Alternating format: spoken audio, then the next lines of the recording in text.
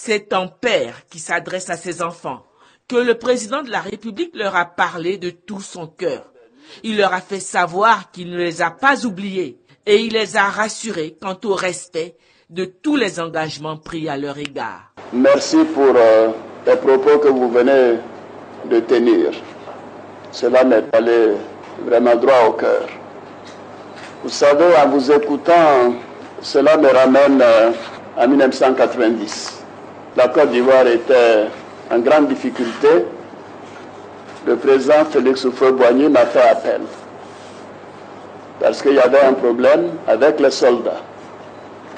Et je me souviens qu'à cette époque, évidemment, les conditions des soldats étaient véritablement désastreuses. Moi-même, j'en ai été choqué. Et pendant plusieurs mois, j'ai travaillé avec le président Houphouët et fait le général Gueye pour améliorer les conditions des militaires. Et vous êtes trop jeunes pour le savoir, mais les généraux qui sont là le savent.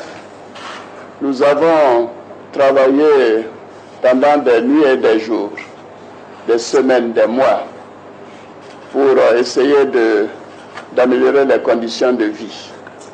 Parce que vous savez, la question n'est pas seulement le problème de la solde, c'est les conditions de vie en général des soldats, dans les casernes, leurs hôpitaux, les couchages, les équipements. Et pendant cette période, nous avons fait des investissements importants. Et je crois d'ailleurs cela a apporté une grande reconnaissance de l'ensemble de notre armée au général Gueye, qui a été reconnu comme étant un grand chef d'état-major. Je me souviens qu'à cette époque, avec la guerre du Libéria à côté, les soldats n'avaient même pas de lipico.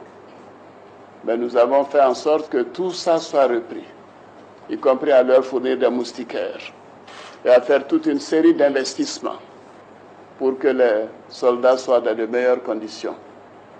Parce que défendre la patrie veut dire également que la patrie doit faire preuve de gratitude et de reconnaissance. C'est ce que j'ai fait donc il y a quasiment un quart de siècle.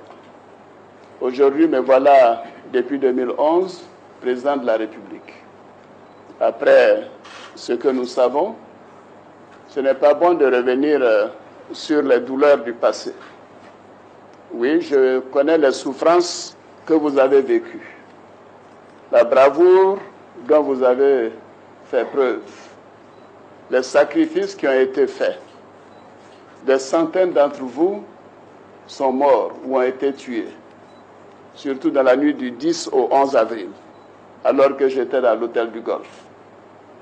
J'ai suivi de très près ce qui est arrivé à cette époque. Et je dois vous dire que c'était des moments difficiles pour chacun d'entre nous. Oui, c'était des moments difficiles parce que quand vos enfants sont atteints, vous êtes atteints vous-même. Et moi, j'ai beaucoup souffert pendant cette période de voir que des jeunes Ivoiriens, entre eux, se donnaient la mort, se tuaient, et que cela a duré pendant des semaines et même des mois.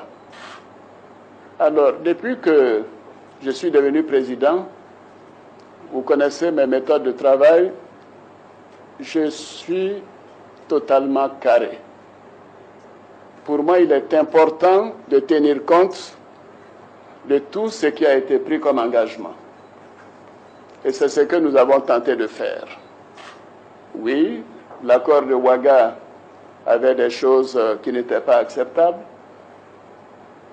Par exemple, vos anciens commandants de zone, dès qu'ils avaient la confirmation de leur galon, devaient quitter l'armée. Vous aussi, dès la confirmation de vos grades, vous deviez quitter l'armée. Mais j'ai estimé que, après ce que vous avez rendu comme service à la nation, vous deviez continuer de servir la nation. Et c'est ce que vous êtes en train de faire. Donc je dois vous dire que je suis très fier de vous de faire ce travail. Évidemment, l'accord de Ouaga n'a pas été suffisamment précis sur certains points. Maintenant, ces points ont été clarifiés. Et je confirme les accords que le ministre d'État vous a communiqués, que les arriérés de solde pour la période en question, de 2009 à 2011, seront réglés. Oui, ces arriérés seront réglés. Et quand un Ouattara donne sa parole, il la tient. Donc faites-moi confiance. Ces arriérés seront réglés, les modalités vous ont été précisées, et j'ai avec moi le ministre des Finances et du Budget, et nous allons le faire. La question des grades aussi m'a été posée, parce que vous êtes 8400 au total. Évidemment, 8400 personnes qui sont dans des grades de caporaux, il est difficile d'en faire tous des promotions en même temps. Et là également, le ministre d'État m'a dit qu'après vos échanges, vous avez trouvé un compromis qui permet de faire les évolutions pour tenir compte de vos durées, de vos compétences. Et je vous confirme que je suis d'accord également avec ces propositions.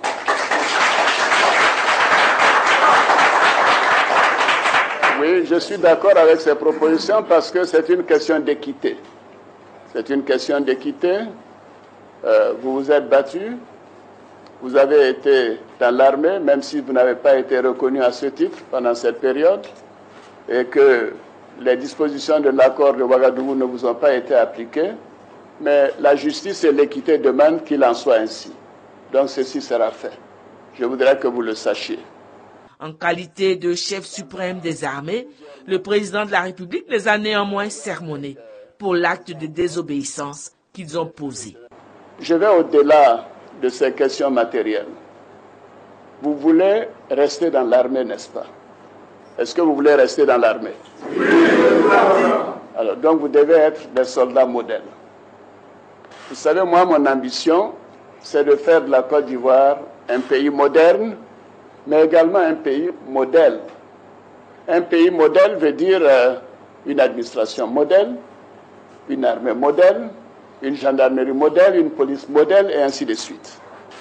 Et cela demande que des dispositions soient prises pour améliorer votre formation. Je sais que c'est un point qui vous tient à cœur. Et avec le ministre de la Défense, nous avons donné des instructions à l'état-major et au commandement pour cela. Parce que ceci est nécessaire pour l'évolution de votre carrière. Donc je voudrais que vous soyez rassurés que nous allons le faire. Au-delà de tout cela, j'ai une grande préoccupation, c'est la condition de vie des soldats en général. Les questions des casernes, comme je l'ai dit. Le travail que nous avons fait en 1990 et qui doit être fait maintenant. En Conseil national de sécurité, nous avons abordé ces sujets. Mais vous savez, quand vous prenez un pays en ruine, où il n'y a pas d'eau, il n'y a pas d'électricité, il n'y a pas de centre de santé, il n'y a pas d'école, c'est une question de priorité. Mais quand on fait des écoles, tout le monde en profite, y compris vous, parce que vous avez des enfants, vous aussi. Vos enfants vont à l'école, n'est-ce pas? Quand on fait des centres de santé, vos parents, vous-même, vos enfants en profitent. Quand je mets de l'eau à Korogo, le maire de Korogo est là, mais Madame de Bouna est là. L'eau, l'approvisionnement en eau à Bouna ne dépassait pas 5%. Aujourd'hui, nous sommes à 50%. L'approvisionnement en électricité ne faisait pas 1%. Aujourd'hui, nous sommes à 30% et avec la connexion sur le Ghana en décembre, nous serons à 60%. Je peux continuer de vous donner des exemples. Donc, il y avait des choses de base à faire pour chacun de vous, pour vos enfants, pour vos parents et pour tous les Ivoiriens. Cela a été ma priorité. l'eau, l'électricité, l'école, la santé, et également améliorer les conditions des planteurs.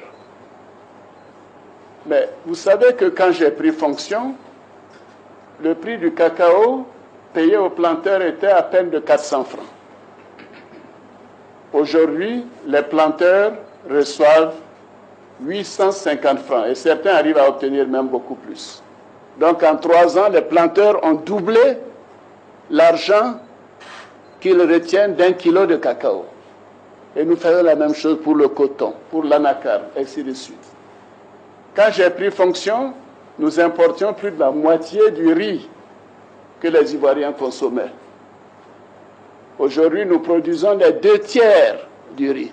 Et dans 2 ans, nous n'aurons plus besoin d'importer de riz. Parce que nous allons produire le riz nous-mêmes. Alors, je vous dis tout cela pour qu'on mette les choses en proportion. Je comprends vos problèmes et je vous ai dit que nous allons les régler. Mais en réglant vos problèmes, vous devez chaque fois vous dire que vous faites partie de la nation ivoirienne et que ce qui vous concerne tous les Ivoiriens.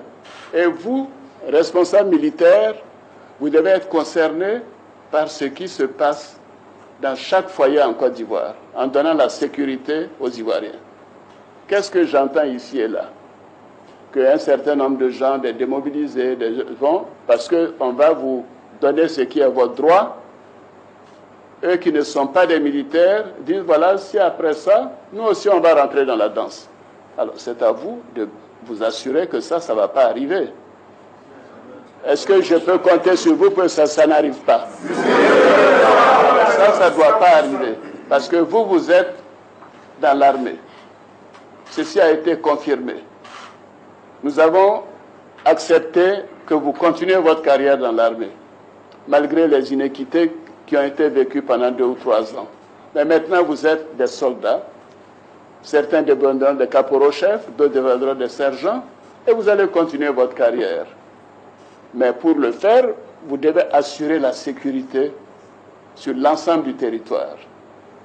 Que ce soit vous qui débrayez à Korogo, à Bouaké, à Bundiali, à Odiéné, etc., ce n'était pas une bonne chose. Mais j'ai compris votre message. Vous me dites que c'est la seule manière pour vous, c'était la seule manière de vous faire entendre. Vous avez été entendu, nous avons réglé ces problèmes, et vous savez qu'ils seront réglés parce que moi je vous dis qu'ils seront réglés. Et à partir de là, à partir de maintenant, vous devez vous comporter en soldat modèle. Et je vous le demande. Je vous le demande parce que si vous ne donnez pas, si vous n'êtes pas des modèles, vous allez créer la chienlit dans ce pays. Et ça, je sais que nous avons vécu une crise qui est terrible. Parce que nous avions un pays désordonné. Le pays était dans le désordre total. Mais aujourd'hui, la Côte d'Ivoire est respectée. Elle est respectée partout dans le monde. En 3 ans, moi j'ai été reçu par tous les grands chefs d'État de ce monde, que ce soit le président des États-Unis, le président de Chine, le président du Brésil, le président de France et ainsi de suite. J'ai été reçu par tous ces grands. Je suis allé dans des pays comme la Corée où aucun chef d'État ivoirien, après un demi-siècle d'indépendance, n'avait mis le pied, n'avait jamais été invité. Vous devez être fiers de la Côte d'Ivoire d'aujourd'hui. Et si vous, par vos actions, vous donnez le sentiment qu'il y a le désordre dans le pays, vous affaiblissez le travail que moi je suis en train de m'évertuer à faire. Donc je vous demande que cela ne se répète plus.